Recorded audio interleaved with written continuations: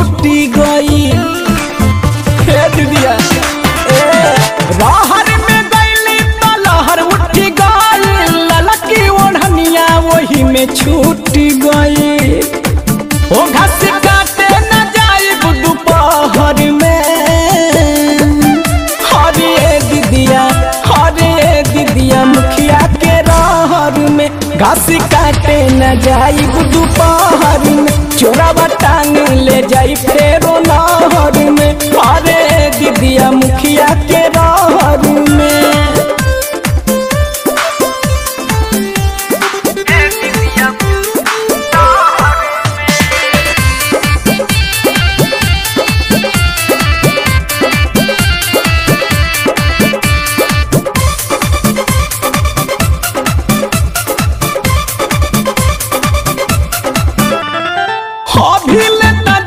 कमरिया के दौरत ना जाने कैसन रहे साला मरत।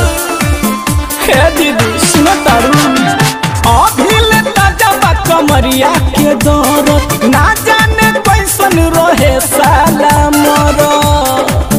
देह टूटे पोरे पोरे लहर में, देह टूटे पोरे पोरे लहर में,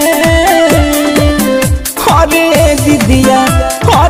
दीदिया मुखिया के रहर में घास काटे न जाइब दोपहर में, चोरावा टांग ले जाई फेरो नहर में, घास काटे न जाइब दोपहर में।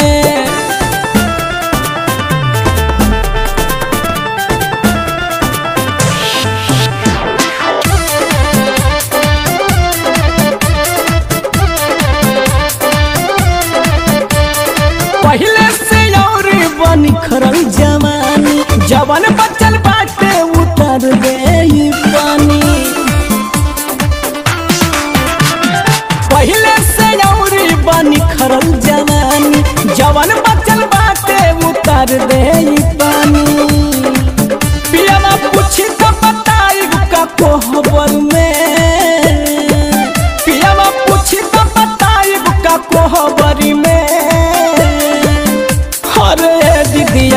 हरे दीदिया मुखिया के रहर में घास काटे न जाइब दोपहर में, चोरावा टांग ले जाई फेरो नहर में, हरे दीदिया मुखिया के रहर में।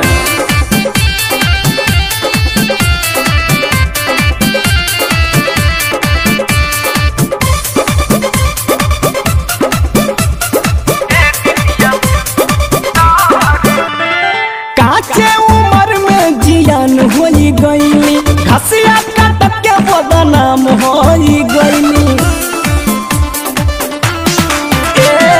काचे उम्र में जियान होई गईली, निर्मोही से बदनाम होई गईली। कृष्णा चर्चा करे लगन शहर में, आशीष चर्चा करे लगन शहर में। हरे दीदिया मुखिया के रहर में, हाय रे माई बबलुआ एकदम मॉडर्न चोर हो गइल बा, चोरवा टांग ले जाई फेरो नहर में, हरे दीदिया मुखिया के